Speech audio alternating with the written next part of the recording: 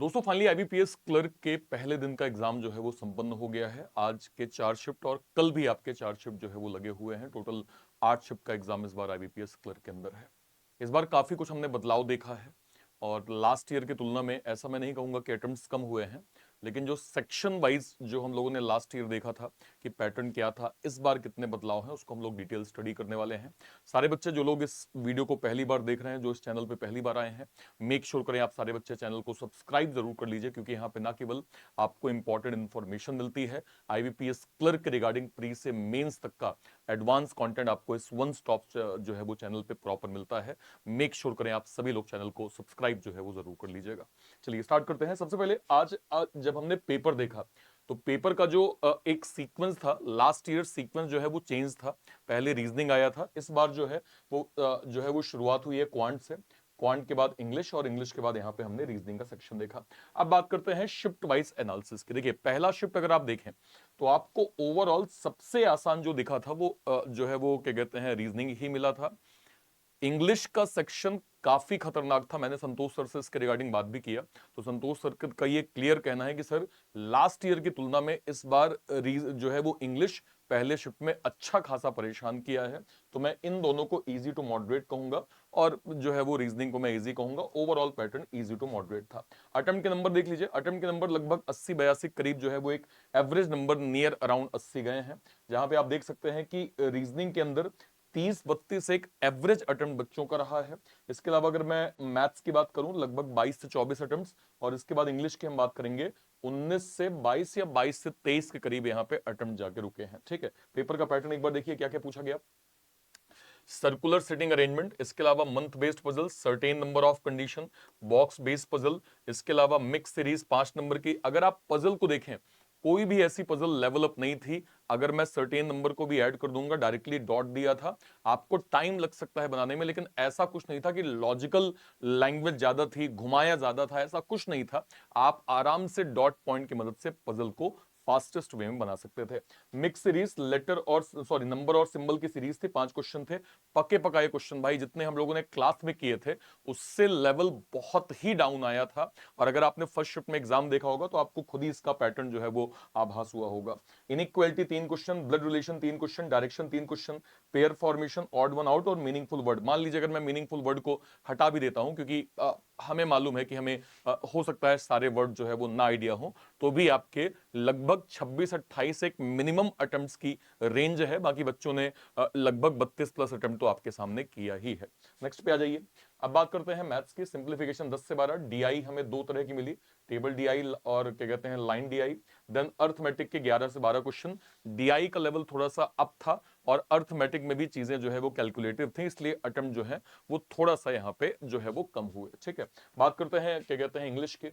RC आया, then error spotting, cloze test, phrase replacement, word swap, word uses, इसका अच्छा खासा लेवल था।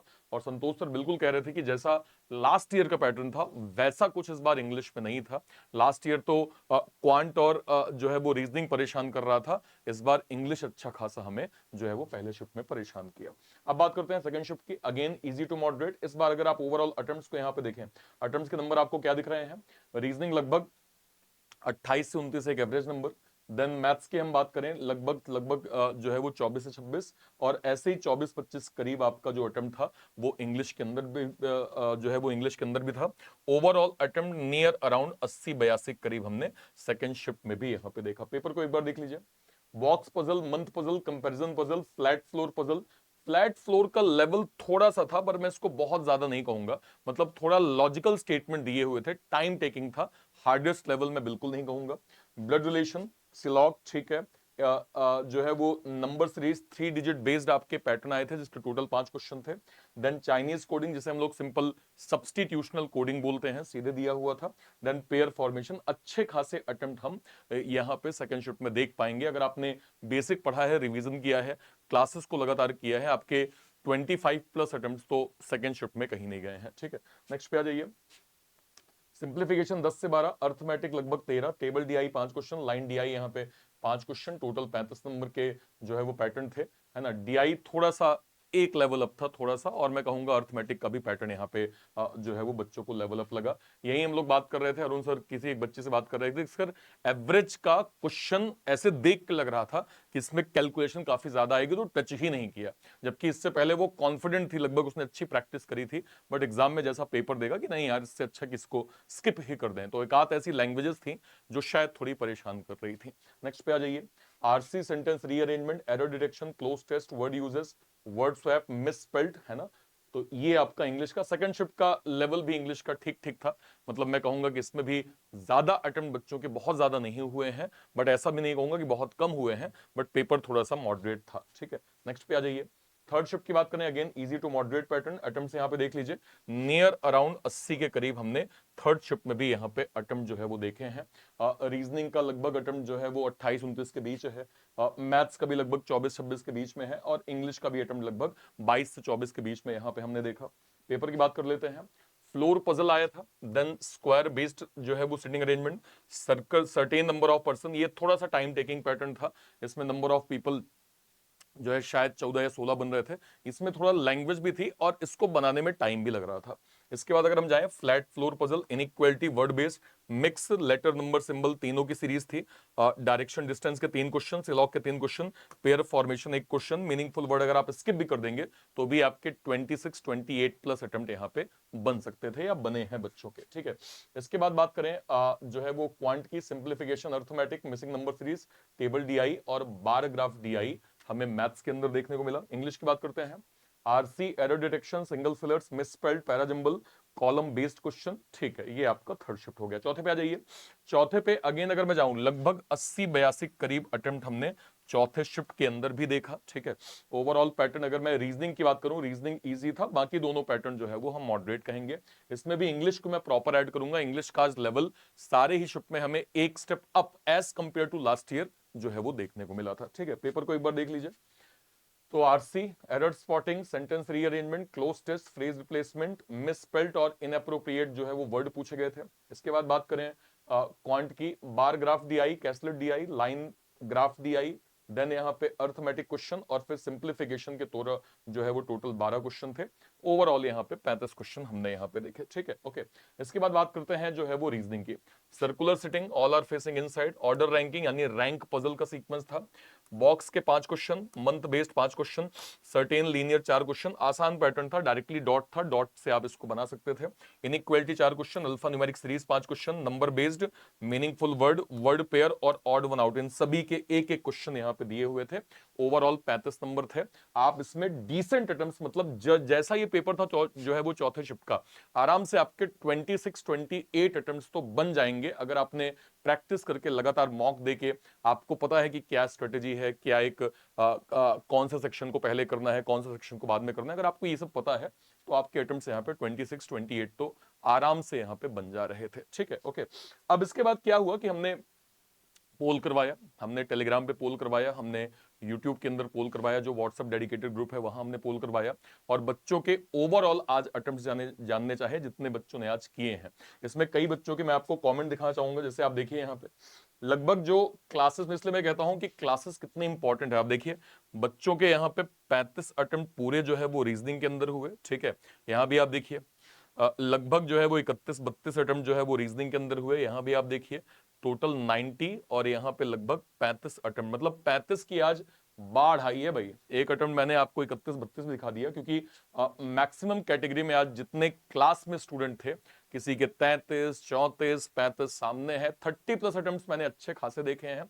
मुझे बड़ी खुशी है एज अ टीचर, जितना कुछ मैं देने की कोशिश कर रहा हूं सारे बच्चे बहुत अच्छे से उसको इंप्लीमेंट करते हैं। और देखिए मैं फिर कहूंगा, इस चैनल को क्रिएट करने का उद्देश्य सिर्फ उन सीरियस बच्चों के लिए है जो शायद एग्जाम में केवल वो टाइम पास नहीं करना चाहते, वो सिलेक्शन लेना चाहते हैं, वो ऑथेंटिक कंटेंट चाहते हैं, और उन्हें कोई जेन्युइन कंटेंट दे दे तो वो प्रैक्टिस करने के लिए बिल्कुल तैयार हैं। इसी के लिए इस चैनल को डिजाइन ही किया गया है, और मुझे बहुत खुशी है कि मैं लगातार उन बच्चों की मदद कर पा रहा हूं जो अपने कैरियर के लिए बहुत सजग हैं, बहुत सीरियस होकर स्टडी कर रहे हैं। और मैं फिर कह दूं कि जितनी स्टडी हम लोगों ने प्री के रिगार्डिंग करी है, इससे डबल स्टैंडर्ड पे हम लोग स्टडी करेंगे मेंस की, क्योंकि हमारा काम जो है वो फाइनल सिलेक्शन लेना है, सिलेक्शन लेके आगे बढ़ना है। बस मैं फिर कहूंगा आपने जितना अनुशासन प्री में दिखाया है उससे डबल अनुशासन आप मेंस में दिखाइए। आप यकीन माने एक बार सिलेक्शन हो जाएगा, लाइफ चेंज हो जाएगी। इसलिए मेंस के लिए बिल्कुल रुकने की आवश्यकता नहीं है कि अरे प्री हो गया आप बैठते हैं 2-4 दिन बाद स्टार्ट करेंगे। अभी आपके लिए मेन जो है वो इंपॉर्टेंट होगा, वो मेंस का एग्जाम होगा। तो ओवरऑल अगर मैं स्टूडेंट जो है वो क्या कहते हैं व्यू की बात करूं, फिर हमने पोल करवाया उसकी बात करूं, बच्चों के ओवरऑल अटेम्प्ट्स को मैं देखूं, तो मैं फिलहाल आपसे ये कह सकता हूं कि आपका टारगेट फिलहाल जिस तरह से पेपर का लेवल जा रहा है 75 प्लस आपको यहां पे अटेम्प्ट जो है वो टारगेट जरूर करना चाहिए। 75 अटेम्प्ट्स आपके लिए अभी इंपॉर्टेंट है, क्योंकि देखिए आप समझिए पेपर का लेवल वेरिएशंस भी आ रहा है। जैसे इंग्लिश का लेवल है, इंग्लिश का लेवल संतोष सर ने कहा कि वाकई है, और हो सकता है वो ये भी कह रहे थे कि कल के पेपर में और कुछ वेरिएशन देखने को मिल जाए। तो जब वेरिएशन बढ़ते हैं तो अटेम्प्ट्स कम हो जाते हैं, समझ रहे हैं आप। और अगर मैं कहूं कि यहाँ पे लेट्स सपोज जैसे क्वांट का भी कुछ कुछ कैलकुलेटिव है, अर्थमेटिक कैलकुलेटिव आ गई या फिर डीआई कैलकुलेटिव आ रही है, ठीक है, तो ये एक डिसेंट स्कोर है। आप कहेंगे सर बच्चों के मेरे भी दोस्त हैं उनके 90 अटेम्प्ट्स हुए, 85 अटेम्प्ट्स हुए, 90 तो 75 क्यों? सारी चीजों को बैलेंस करके चलना है, ठीक है, क्योंकि अभी कल का अटेम्प्ट बचा हुआ है। और कल के अटेम्प्ट्स में मैं फिर एक चीज आपको कह दूं, ये नंबर देने का उद्देश्य क्या है, फिर से इस चीज को समझिए, दिमाग में बिठाइए। आपको पेपर में सतर्कता जो है वो बरतनी है, ताकि आप एक बढ़िया स्कोर करके प्री क्वालिफाई कर लें। मैं हमेशा इस चीज को कोट करता हूं। मान लीजिए आपके मॉक में लगातार स्कोर आ रहे हैं, लेट्स सपोज आपका स्कोर आ रहा है 76, फिर अगले मॉक में 78 आ गया, अगले मॉक में 79 आ गया, फिर आपका 75 आ गया, फिर 80 आ गया, फिर मान लीजिए 81 आ गया, फिर 80 आ गया, फिर मान लीजिए 82 आ गया, फिर अगेन आपका 78 आ गया। ऐसे अगर आपके मॉक में स्कोर डिसेंट बन रहे हैं, डिसेंट आपके लगातार बन रहे हैं, ठीक है, और आप एग्जाम देने गए और एग्जाम में एकाएक आपने देखा कि आपके अटेम्प्ट जो है वो 68 69 पे जाके रुक गए, जबकि ऐसा नॉर्मल मॉक में नहीं हो रहा था। तो यहां पे आप ये मत समझिएगा कि आपकी गलती है, आपसे गलत हो गया, आप डर गए, आप जो है वो भयभीत हो गए, इस कारण से आपके अटेम्प्ट कम हो गए। नहीं सर, नहीं। अगर प्रैक्टिकली आप कोई मॉक, देखिए कोई भी मॉक खराब नहीं है, जो भी मॉक आपने चूज किया होगा, आपने सुना होगा बच्चों के बीच में उनका नाम, और कोई भी मॉक जिसका नाम आपने सुना है वो कुछ भी ऐसी गलती नहीं करेगा कि वो अपनी क्रेडिबिलिटी खराब करे। तो अगर आप एक मॉक में पर्टिकुलर जो भी मॉक है, अगर उसमें आप एक डिसेंट स्कोर लगातार बना रहे हैं, इसका मतलब ये है कि आप सही डायरेक्शन में जा रहे हैं। अब जब आप लाइव एग्जाम में आपने ये स्कोर किया ना, तो इंस्टेड ऑफ दिस कि आप घबरा जाएं, आप तुरंत सतर्क हो जाइए कि अगर मेरे अटेम्प्ट्स लगातार इस रेंज पे जा रहे हैं और एकाएक कम हो गए, इसका मतलब यह है पेपर का लेवल अप है, पेपर का लेवल अप हो रहा है। तो आपको वहां पे इमीडिएट फोकस करना है एक्यूरेसी में। किसमें? एक्यूरेसी में आपको फोकस करना है, क्योंकि ज्यादा अगर आप फोकस करेंगे एक्यूरेसी में, तो एक्यूरेसी ही आखिरी में आपको सेव करेगी। अगर किसी भी शिफ्ट में किसी भी पर्टिकुलर सब्जेक्ट का लेवल अप हो रहा है, जैसे मैं इंग्लिश की बात करूं, तो इंग्लिश में जब मैं सर से बात कर रहा था तो उन्होंने यही कहा कि सर मैं सारे बच्चों को यही गाइड कर रहा हूं कि एक्यूरेसी पे ध्यान दीजिए, क्योंकि लेवल जिस तरह से पूछा जा रहा है, अगर आप कुछ भी अंधा चुक्का जो है वो टिक करके आ गए, तो एट द एंड आपको पछतावा होगा कि यार भले मुझसे 19 ही बन रहे थे, मैं 19 टिक करके आ जाता, मैंने 2-3 जल्दी जल्दी में कर दिए कि यार ओवरऑल अटेम्प्ट ना खराब हो, और वही आपके लिए बिगाड़ दिया। इसलिए थोड़ा सा एक्यूरेसी का को आप फोकस करिए। 75 एक डिसेंट अटेम्प्ट है, इसके ऊपर का आपको जो है वो फिलहाल टारगेट करना चाहिए। आपने ऑलरेडी जो है वो पिछले 2-3-4 महीने से स्टडी कर रखी है, और आपको ये मालूम है कि हाँ भाई जो है वो स्ट्रेटेजी मैथ्स के रिगार्डिंग क्या होनी चाहिए। रीजनिंग में आपको पता है कि लास्ट में पजल करनी है, पहले मिसलेनियस टॉपिक्स को करना है। तो ये अगर आपको आइडिया है ना, तो आप एक जो है वो बढ़िया स्कोर कर पाएंगे। अब सारे बच्चे जो लोग आज जिनका प्री हो गया है, अब वो नेक्स्ट टारगेट करेंगे मेंस की, और बिल्कुल असली गेम मेंस का ही है भाई। प्री आपके लिए क्वालिफाइंग है। अगर आप ओवरऑल देखें, प्री के नंबर काउंट नहीं होते, पास होना आवश्यक है, नंबर नहीं काउंट होते हैं। असली गेम आपका मेंस का है, और मेंस को आप जितना जल्दी पढ़ना स्टार्ट करेंगे उतना आपकी प्रिपरेशन के लिए बेहतर होगा। इसी मेंस को ध्यान रखते हुए हमारी टीम ने कंप्लीटली आईबीपीएस क्लर्क मेंस का यहाँ पे बैच लॉन्च किया है, जो कि उड़ान आईबीपीएस क्लर्क मेंस के नाम से डेडिकेटेड है। इस बैच में हम कंप्लीट आईबीपीएस क्लर्क मेंस की स्टडी करवा रहे हैं। कंप्लीट टीम आपको दिख रही होगी, संतोष सर हैं, अरुण सर हैं, मैं हूं, विवेक सर हैं। ये चारों सब्जेक्ट का जो है वो संगम आपको एक जो है वो पर्टिकुलर बैच मिल जाएगा। यहां से आप आईबीपीएस क्लर्क की स्टडी कर सकते हैं। इसके अलावा हमने लॉन्च किया है एलआईसीडब्ल्यूओ मेंस को टारगेट करते हुए लक्ष्य मेंस का कंप्लीट ये बैच, जो कि चैप्टर वाइज आपको मिलेगा। इसमें ज्यादातर हमने किया है रिकॉर्डेड क्लासेस और कुछ लाइव क्लासेस। कारण ये है कि एलआईसी में थोड़ा समय कम है और बच्चे को टॉपिक वाइज कंटेंट पर्याप्त चाहिए, तो ये आपके लिए प्योर डेडिकेटेड, जहां पे कंटेंट मिल जाएगा, क्लास मिल जाएगा, है ना, प्रैक्टिस के लिए जो है वो रिवीजन कंटेंट मिल जाएगा। एलआईसी JEE का वन स्टॉप मेंस का सॉल्यूशन, ये आपका लक्ष्य मेंस का यहाँ पे बैच जो है वो होने वाला है। इसके अलावा जो बच्चे कह रहे हैं कि नहीं सर मुझे केवल और केवल रीजनिंग पढ़नी है, आपसे जो है वो मेंस की रीजनिंग पढ़नी है, तो ये मेरा कंप्लीट सब्सक्रिप्शन है जिसमें नीव foundation, Lakshya mains, topic wise, Junoon SBI clerk pre plus mains का बैच, उड़ान का IBPS clerk pre plus mains का बैच, जो है वो ग्रामीण बैंकर्स बाबू का प्री प्लस मेंस का बैच, ये सारे के सारे कंप्लीट बैचेस आपको एक सिंगल सब्सक्रिप्शन में 799 में केवल और केवल मिल जाएंगे। यहां से आप इसको प्रॉपर जो है वो अवेल कर सकते हैं, ठीक है। इसके अलावा SBI क्लर्क मेंस का हमने शौर्या बैच लॉन्च किया है जो कि SBI क्लर्क मेंस डेडिकेटेड है, इसको आप अवेल कर सकते हैं। इसके अलावा हमारे डिफेंस के सर लोगों के लिए warrior ex serviceman SBI clerk mains का हमने बैच लॉन्च किया है, ठीक है। इसके अलावा हमारे जो RRB क्लर्क में जो हमारे डिफेंस के सर लोग हैं ESM और DESM कैटेगरी में, उनके लिए हमने dedicated ex serviceman 2.0 batch launch किया है जो आपके RRB क्लर्क की प्री और मेंस की प्रिपरेशन के लिए काफी हेल्पफुल होगा। And final last not the least, bank महानायक, जिसमें सारे के सारे बैचेस आपको वन स्टॉप सॉल्यूशन पे मिलते हैं। 1 साल के लिए 1599, 1.5 साल के लिए 1799, 2 साल के लिए 2499, 3 साल के लिए 2999 में प्रॉपर मिल जाएगा। ये सारे बैचेस आपको कहां मिलेंगे? ये सारे बैचेस या तो आप इसी वीडियो के डिस्क्रिप्शन बॉक्स में चले जाइए, इसी वीडियो के डिस्क्रिप्शन बॉक्स में चले जाइए, या फिर आप यहां पे जाएंगे, आप अर्पित सर रीजनिंग में गए, किसी भी वीडियो को आप क्लिक कर लीजिए। जैसे अभी शाम को ही मैंने लाइव सेक्शन में मैं जाऊंगा, तो शाम को ही मैंने अभी कंप्लीटली मेमोरी बेस्ड पेपर लिया है। जैसे मैं इस पे क्लिक करूंगा तो आपको दिखेगा कि इसके डिस्क्रिप्शन बॉक्स में सारे के सारे बैचेस के लिंक है, देख सकते हैं। उड़ान बैच का IBPS क्लर्क मेंस का यहाँ पे बैच है, आप ऐसे क्लिक करेंगे ये आपको उड़ान बैच का जो है वो कंप्लीट बैच मिल जाएगा। इसके बाद आप अगर यहाँ पे बैंक महानायक पे, जैसे लक्ष्य मेंस का LIC WO मेंस का बैच है, तो लक्ष्य मेंस पे आप क्लिक करेंगे, ये डेडिकेटेड है LIC मेंस के लिए, यहाँ से आप जो है वो LIC मेंस को टारगेट कर सकते हैं। इसके अलावा रीजनिंग, जो लोग केवल रीजनिंग पढ़ना चाहते हैं, ये आप इसको क्लिक करेंगे, ये आपको रीजनिंग का बैच यहाँ पे मिल जाएगा। हाँ, तो यहां से आप इसको अवेल कर सकते हैं। इसके अलावा लेट सपोज अगर आपको लगता है कि आप जो है वो शौर्या मेंस का SBI क्लर्क मेंस का बैच चाहते हैं, वो आपको यहां से मिल जाएगा। इसके अलावा अगर आपको लगता है कि आप एक्स सर्विसमैन बैच स्पेशल जो RRB क्लर्क का है उसको आप अवेल करना चाहते हैं, वो मिल जाएगा। या फिर आपको लगता है कि आपको बैंक महानायक चाहिए, तो आप बैंक महानायक पे क्लिक करेंगे, ये बैचेस की लिंक मिल जाएगी, यहां से आप डायरेक्टली अवेल कर सकते हैं, ठीक है।